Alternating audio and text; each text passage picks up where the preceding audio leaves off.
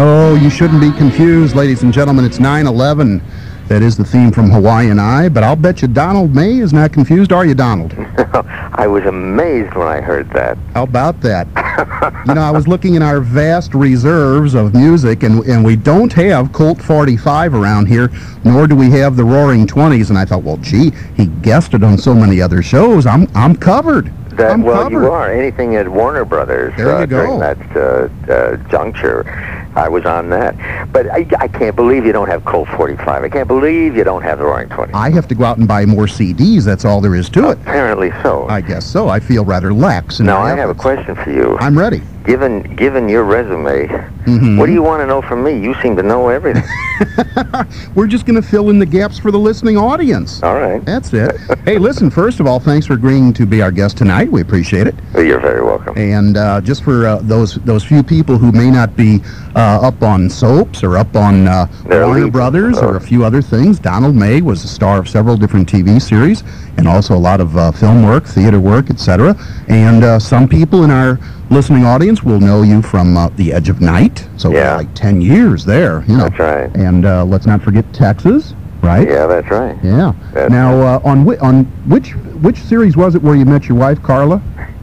Texas. She was the star of Texas. Yeah, Carla Borelli. Yeah. That's right. And a lot of commercial work on her part, too. Well, a lot of commercial work. Yeah, yeah. A very, very lovely lady. You got that right. Yeah. Yes, I do have that right. Yeah. Donald May got his start in show business, in the early 50s, mid-50s?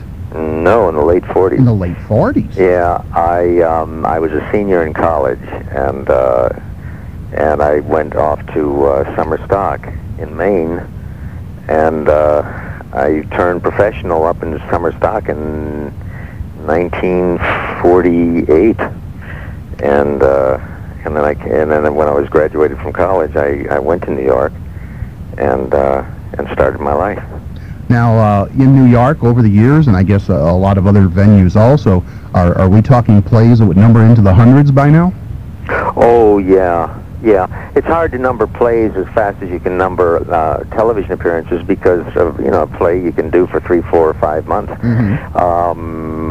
The first play I did out of Broadway was the road tour of the national tour of the Warren Peninsula, and I did that for a year. So you don't rack up the number of plays as quickly as you rack up the number of television performances. In The Edge of Night, for instance, I did 1,748 of those. Roaring 20s, I think it was 52 of those. And so you can get what might impress some people at the number of shows that you've done. It's a lot of memory. Oh yeah. And the thing that was wonderful about The Edge of Night was that it was New York based, and all the time I was doing that show, I was also doing theater. So I was memorizing 48 pages a night, as well as memorizing a different play every 2 or 3 months. Now, did you ever respond to somebody's wrong cue and answer in a different character? No. Never went up on your lines? Holy cow. Oh, well, sure. But I never responded to the wrong character. Well, that's better. I always knew who I was. But, no, there are wonderful stories about live television and the wonderful faux pas that happened, and the embarrassing circumstances, people lifting up imaginary phones, then looking at the monitor and realizing they've got their hand to their head instead of a phone. And all that kind of stuff.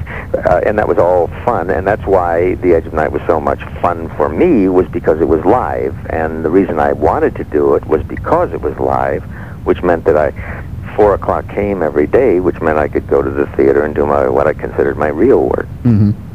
Now, I believe it's the producers of ER this fall, their introductory episode this season is going to be live, and I've read some interviews with some cast members. Some of them are really looking forward to this, and others are like, oh, please, I can't do this.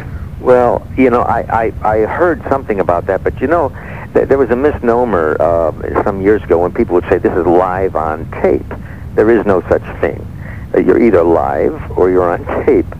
And I have a feeling that they are going to be doing long segments of their show, but I don't believe, or I don't know this for sure, but I have a feeling that it's a situation where they've got a net under themselves to where they can save themselves. Yeah.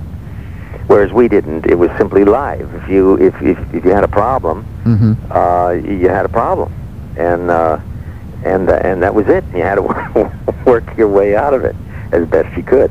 And I think the audiences sensed that, and I think the audiences joined in the danger of it. And it was the danger, truly, that was the most inviting part of that show to me.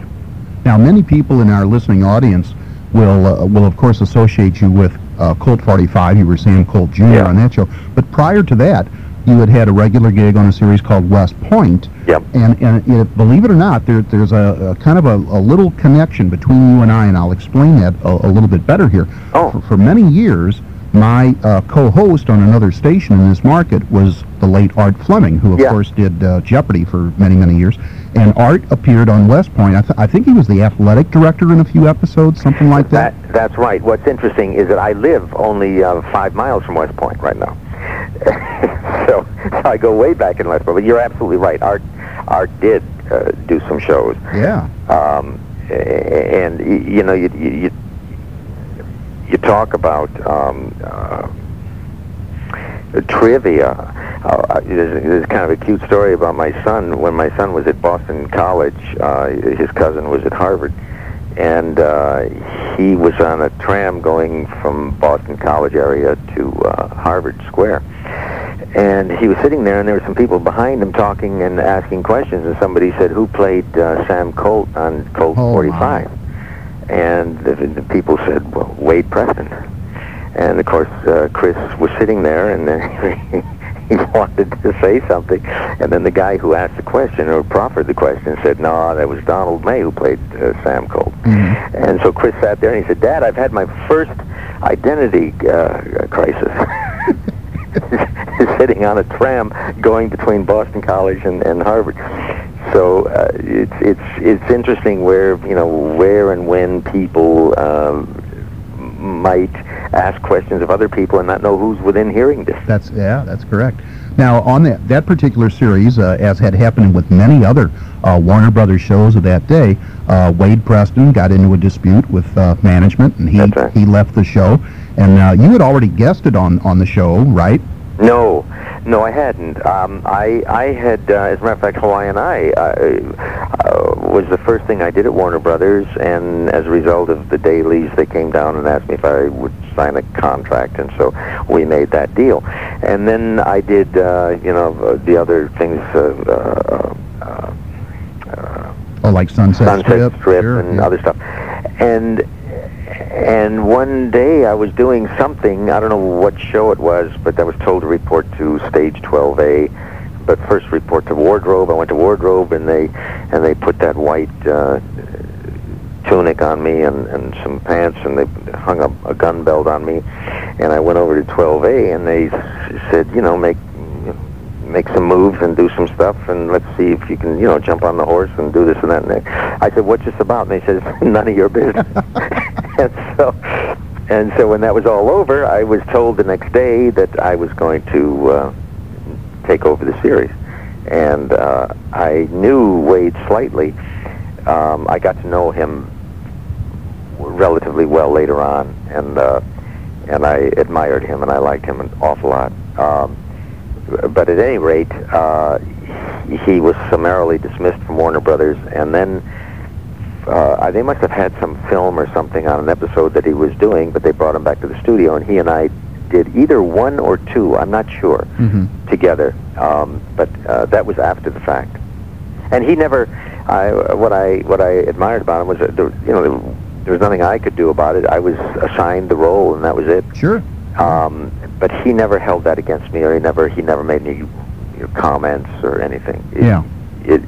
He was a man. Now, a question we had last week and at the time, you know, didn't know you were going to be our interview subject tonight, but somebody said, hey, Dave, whatever happened to Dorothy Provine? And, you know, I've got a standard response that I generally give to people with a Dorothy Provine question, but I thought, hey, now we got Donald May. We can go to a pretty good source here. So what's been happening with Dorothy Provine lately? I have I have not been in contact with Dorothy for many, many years, but I do know that she, a short time after the demise of the Roaring Twenties, she married a director, a Brit, named Robert Day, and I think she spent some years either in England or on the continent. And of course, before she did that, she did It's a Mad, Mad World, and and that picture with Jack Lemmon. Good Neighbor Sam. Yeah. Yeah. But I have not spoken with Dorothy in these many years. See, I'm pretty sure that she lives in the Pacific Northwest. Yeah, well, she was from Oregon or Washington. Oh, okay, yeah. And I suspect that she is living there. Yeah. Yeah. Okay. Our guest is Donald May. He has been in several motion pictures, a lot of theater work. He was also in the TV movie Bogey, The Last Hero, which was, as a matter of fact, directed by Vincent Sherman, who was a Bogart director, was he not? Yeah, he was. Yeah, how about that? And a lot of TV work, etc., and of course his lovely wife, Carla Borelli. We'll be talking with Donald a little bit more, especially about The Edge of Night, right after this first break. Hi. Surfside 6. Surfside 6. Surfside 6. And welcome back, everyone. 9:25 time, and Donald, that is Surfside 6, on which you also guested. That's right. Yeah, I forgot about little that. Van Williams action, Diane McBain, Troy Donahue. Yeah, Troy Donahue. You appeared in a movie with Troy Donahue, The Crowded Sky. Yeah. Yeah. Right. And as a matter of fact, Ephraim Zimbalist Jr. in that, who was on yeah, that was the first thing after I was signed with them that I did. Yeah, that was one of the disaster films that kind of predates a lot of the other ones that we take for granted today. That's right. Yeah, it was a good motion picture. We mentioned right before the break, The Edge of Night. That was a 10-year gig where you played Adam Drake on that series. And I was wondering, first of all, because a lot of these shows you can pretty much figure, you know, the Days of Our Lives and this, but The Edge of Night, what was the origin of the title of that thing? Well, originally, Procter & Gamble had Perry Mason as a radio show in the afternoon, and I'm trying to think of his name, the guy who played Perry Mason. I can't think. Raymond Burr. No. This is on the radio. Oh, on the radio. Yeah, and it was a very popular show, and Procter & Gamble wanted to do Perry Mason at night. But Perry Mason, Earl Stanley Gardner's, the rights to that were owned by a fellow named Cornwell Jackson, who was the vice president of J. Waller Thompson. And, the big advertising guy. Yeah, and Corny said, and his wife was Gail Jackson, and Corny said, no, I have the rights to that, and I want to do it at night. I want to do a nighttime series. So they did the nighttime series, Perry Mason, but P&G wanted to do a daytime television show predicated on the same character, and so they changed the name of the character to Mike Carr, and they didn't want it to be muddled in with soap opera because it was really a mystery. And so they put it on at 4:30 in the afternoon, which was The Edge of Night. I got it. And so that's how that title came about. And he played it for a couple of years, and then he went to Los Angeles to pursue a film career. And the role of Mike Carr was left vacant for, I think, a year or two, and then they hired Larry Hugo, and Larry played it until I came to New York to introduce a new character called Adam Drake. Okay. Now, I understand that there's a story about you one day going out to purchase a pack of cigarettes, and this is involved with The Edge of Night also, correct? Oh, yeah. In those days, I smoked cigarettes, and didn't have any idea how much I was smoking, but at any rate, it was my habit at the end of the day to go to the local store and buy a pack of cigarettes. And that store was not open, so I had to go to another store. And I walked in, and I was rummaging around looking for something else, toothpaste or something. And the lady looked at me and looked at me and looked at me, and finally, when I went up to buy the pack, she said, "Are you Adam Drake?" And I was, I was tired and unshaven, and I didn't feel like engaging in conversation. I said, "No." And she said, "You sure look like him." And so I said, "Well, I'm not. I know I look like him. People have told me that, but I'm not him." She said, "Well, are you sure you're not him? Because you surely do look like him. You walk like him. You talk like him."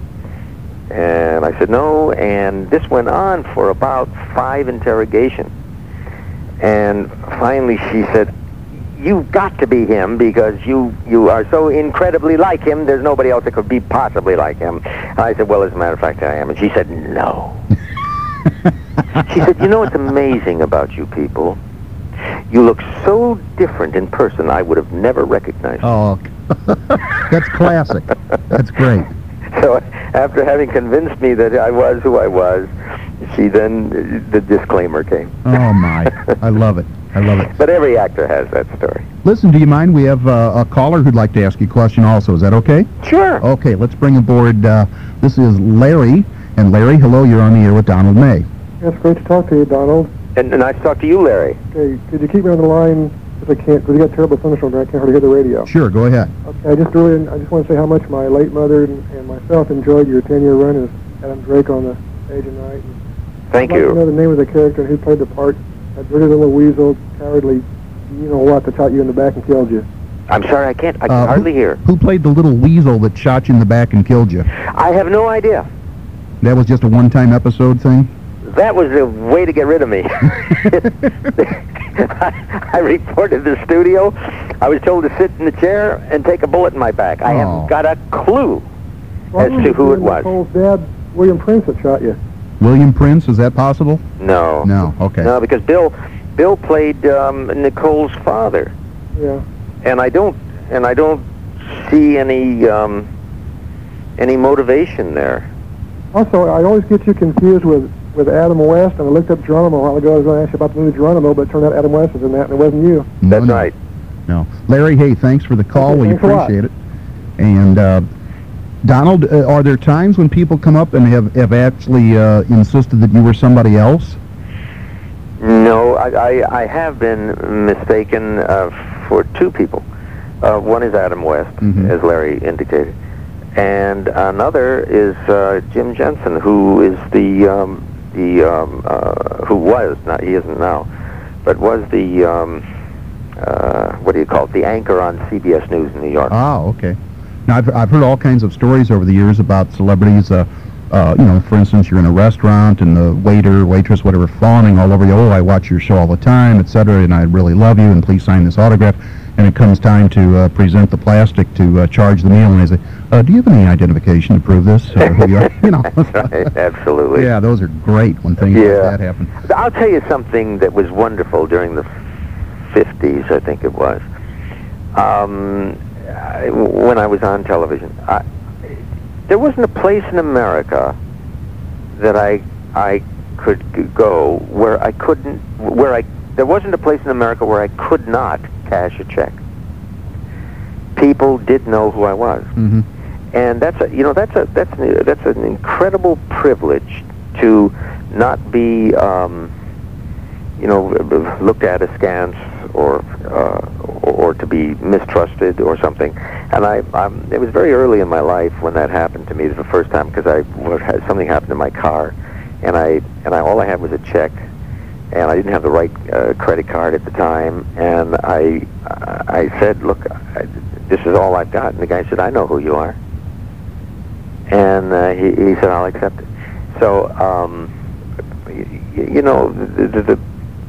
the situation of being a celebrity is really a very it's a gift. And I think people who abuse it, I think, are disabusing the public. That's a point well made. We're ready to take our second break. Our time is 9:34. This is Donald May giving us our interview this evening, and he was in Kisses from My President, Follow Me Boys, a couple of Fred McMurray films, a lot of theater work. I'm looking here at an incredible list. King Mutiny, Court Martial, The Lion in Winter, Man of La Mancha, etc., Plaza Suite. I mean, these are some heavy hitter type plays that he has done over the years. And we're going to talk more with Donald, and specifically I'd like to ask about Jack Warner and get in a little bit more detail about the Roaring Twenties right after this. 77 Sunset Strip. 77 Sunset Strip. 77 Sunset Strip. And welcome back, everyone. 9:37 now our time. This is Dave Strauss with the Trivia Show here on AM 550 KTRS. Our guest is Donald May. And 77 Sunset Strip, another Warner Brothers production. That's right. A fantastic show. Ran for many seasons, and you had some work on that one, too. That's right. I killed a guy on that. Oh, did you really? Oh, yeah. And somebody from the front office came down and said, hey, listen, you may have a career as a heavy. Oh, that's good. Now, speaking of front office, the image that most of us have of Jack Warner is kind of a curmudgeon, a rogue, a little profane, and that people were quite happy when he passed away. How was your personal contact with him? Well, I didn't have all that much, but I must say I had great admiration for all those guys. They were real entrepreneurs. They created an industry that it was much better than the industry that exists today in terms of social awareness and contribution to society and to the profession. The only I remember the first time I met Jack Warner after I signed. There was a function, and I attended, and Jack Warner was standing there. And he looked at me and he said, I know you. I hope so. He said, you're Douglas May. And of course, being young and almost a smart aleck, I almost had no Douglas Fairbanks. But I said, no, Mr. Warner, my name is May, Donald May. He said, oh, of course. But I mean, he was a charming guy, and he knew who he was. He knew what he was doing. Sure, those guys had a rough edge to them. I don't think that any of them were formally educated, but they knew what they wanted to do, and they paid their bills, and they created an environment where many worthwhile projects were done. Mm-hmm. Now, well, that's good testimony to the man and to the corporation Warner Brothers, I think. Yeah. Yeah. The series that I know you best from, because I did watch Colt 45, but I guess, truth be told, this is back in the days when there were probably 35 different westerns on, and I was probably doing my share of channel surfing back then. But I really liked the Roaring Twenties. I thought that was a good show. Now, I think a lot of people might be quick to say, oh, it's just the Untouchables a little toned down or something, not as much violence, but it was a good show. Well, as a matter of fact, I made a comment to Bill Orr, who was the, executive producer. He was Jack Warner's son-in-law. At the time, I said, why, we're opposite the Untouchables, and we're quite a different show. Why don't we shoot in color? Because what we've got is Dorothy Provine, and we've got the bistros, and we've got the, the dance girls and all that stuff, which was a whole different part of that era. And his statement was, he said, nobody owns any color television set. And I said, yeah, but they will. And then the Virginian came out in color. I think they were the first show that came out in color. And of course they took the place by storm. But I think the problem was, yes, people compared us with the Untouchables. The Untouchables had Walter Winchell, and it had an air of authenticity about it. Our show was purely an entertainment show. And I think that had we been in color, I think we would have had a much longer run and a much more successful run. Plus the fact that we got caught up in the politics at the time with ABC. ABC was unhappy with some of the policies that were being carried out by Warner Brothers, as I understand it. and they said, unless you change certain of these policies, we're going to make you feel it in the wallet, and we're going to drop some shows. And it so happened that the Roaring Twenties, as again I understand the history of it, the Roaring Twenties was the first show whose option was up, and they dropped it, which was a warning signal to the front office that they got to get pay more for their writers or do whatever they wanted to do. Yeah. And so it was a mixture, I believe, of not really taking advantage of the differences that we had as opposed to the Untouchables, plus some front office disagreements about the way certain things should be run or whatever. I made mention of the fact before that you were in a couple of flicks with Fred McMurray, and specifically Follow Me Boys, a very young Kurt Russell. Yeah, he played me as a boy. Yeah. Kurt played me as a kid, and then I played myself as that character as an older guy.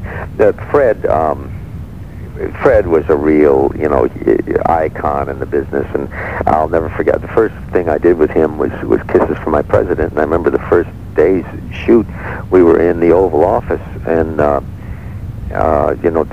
replica of it on the stage, and we were walking down, and we were rehearsing our dialogue, and we got to the doorway, and we kind of tripped over each other, and I said, look, why don't I do this, and then you can do that, and we kind of tripped over each other, and I said, look, why don't I do this, and then you can do that, and Fred just looked at me with a very paternal look, and he said, no, I think it would be easier if you did this. And so it was my initiation into the superiority of a professional, seasoned professional. He was a very decent guy, and June is a lovely lady, and I really valued knowing them, as I did a man who just passed away, Jimmy Stewart, who was a member of my church, and those were two men who meant a lot to me, not only as actors and artists, but people who represented the kind of man that I wanted to be. Let me ask you a question about working, let's say, with a Fred McMurray or someone like that, and maybe you've noticed this in the soap opera work too, where let's say, not that you're the journeyman actor, but there's somebody else there, and it's your turn to be showcased, the camera's on you, you're delivering the line, or you're picking up the important prop, and sometimes there is somebody in the background, and maybe they pull out the stem of their watch, and they're winding it, or they're scratching their ear. In other words, let's not let the new kid get the shot here to himself. I'm going to draw a little attention to myself. Does that happen in show business to the extent that I think that it does? Yeah. And normally, when that sort of thing, there's a great story about that, and I'll try to truncate it so that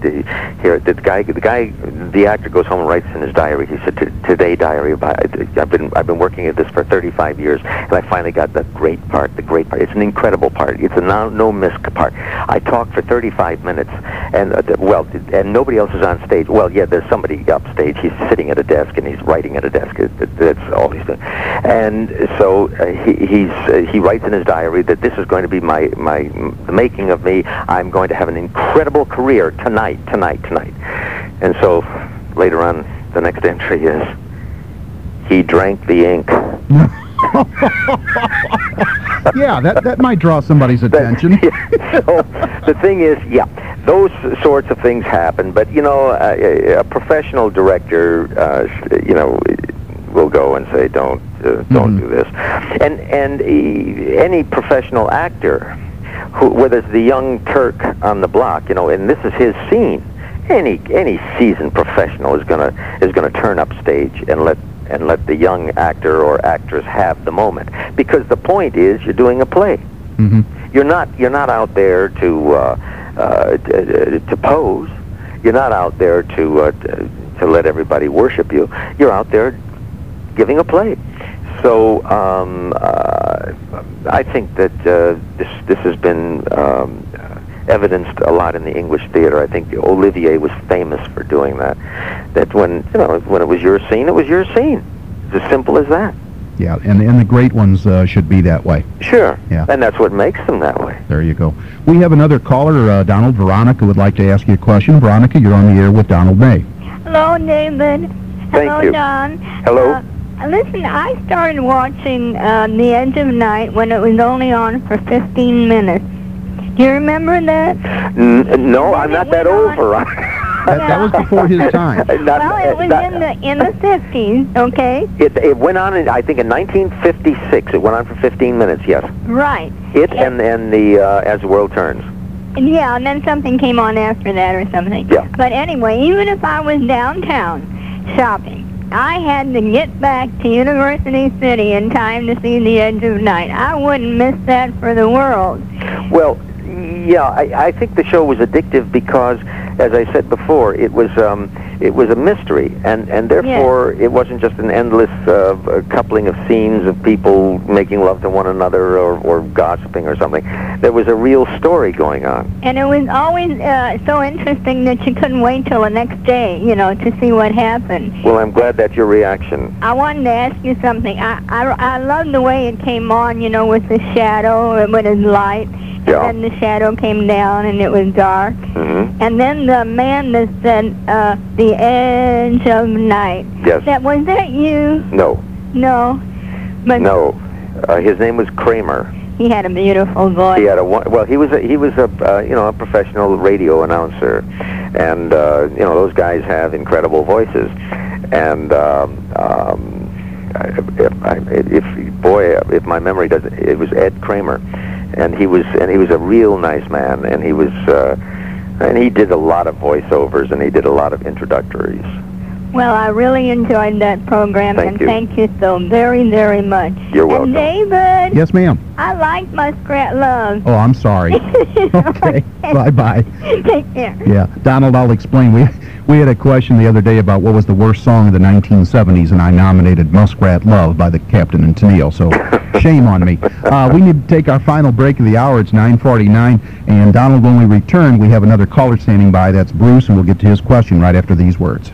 No dark strangers there, Maverick is the name. Riding the trail to who knows where. Well, Donald May, I don't know if you ever appeared on Maverick or not. Never did that show. It was another Warner Brothers production. I thought I'd take a shot in the dark just in Cheyenne, case. yes. Cheyenne, okay. Sugarfoot, yes. Right. But never Maverick. I never Oh, did that. you would have been such a good heavy, you could have killed another one on that That's show. right. By the way, we didn't mention before that in addition to your wife being on Texas, she was Connie Giannini on Falcon Crest. That is correct. Yeah, just in case people had forgotten That is correct. show. Let's go to Bruce. Bruce is calling us from Afton. Hi, Bruce. You're on with Donald May. How you doing, Dave? Pretty good. How you doing, Donald? Just fine. Boy, you're talking about all these old TV shows. You're really taking me back. Taking me back, too. I got a question about the Roaring '20s stuff. Yeah. Wasn't there an actress named Cynthia Pepper that played the part of a flapper? No, she was on a different series called Margie. That's right. Oh, I thought she was on the Roaring '20s. No. Dorothy Profine is Pinky Pinkham, right? Pinky Pinkham, yeah.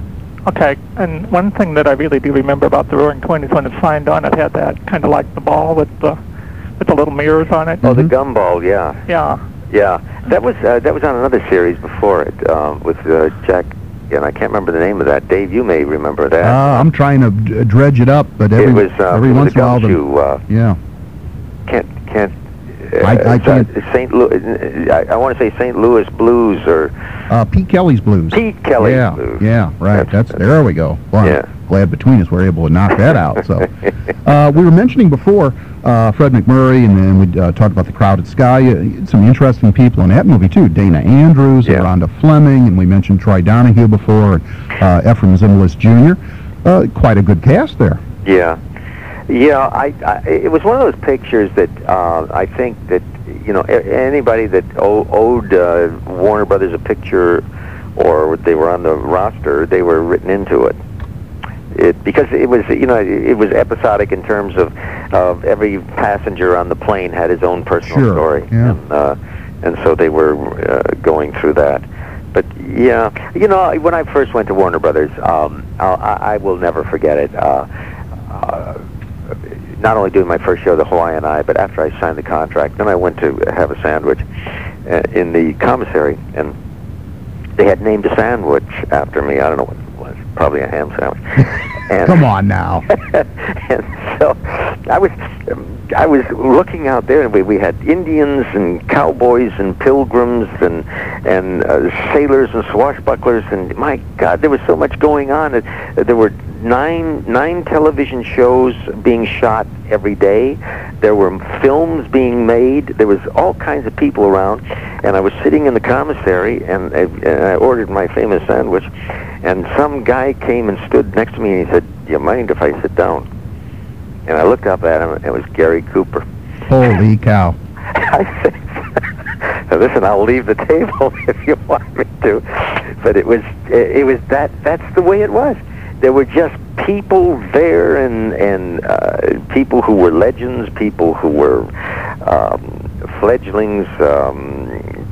It was just an extraordinary experience. I guess in many senses it was very much like a factory. There was a certain output that had to be met. Yeah. There was a... Listen, one day I was aboard my horse, and I rode into Jimmy Garner's set, and he said, "Get off of my set." And somebody came riding in. I think it was John, lawman. John Russell. John Russell. Yeah. And I mean, we were coming into each other's sets, and there was gunshots going on. There was airplanes flying overhead. It was pandemonium. But it's something that is lacking in the business today, and that is we were having a great deal of fun. Some of the stuff we were doing was irrelevant, obviously. Most of it was irrelevant. But it was entertainment, and it was an honest effort to entertain. Well, one thing that I can certainly verify for you is that in doing a show such as I do, the overwhelming majority of questions come from shows of that era because we remember them very fondly. There's a great deal of nostalgia, and I doubt seriously that 20, 30 years from now, people are going to be phoning in some similar host and saying, "Hey, boy, you remember Roseanne? What a good," I don't think it's going to happen. I think, Dave, it's because people could identify with those characters. That's right. I can't identify with very many people on television today. Mm-hmm. I mean, it has nothing to do with my life. It's had nothing to do with any life I want to have. I have almost a disdain for situation comedies because I don't find them funny. Mm-hmm. I find them all predictable and boring. And all it is I am a professional actor. I don't just make faces for a living. And most of those people are consigned to making faces. There's too much mugging for the camera. Yeah, that's all they're doing. Yep. And I don't find that enjoyable. I can't identify with it. It has nothing to do with my life. And so it's not something that I would remember. Mm-hmm. Now, I'm going to assume you do not miss living in Southern California? No. I didn't think so.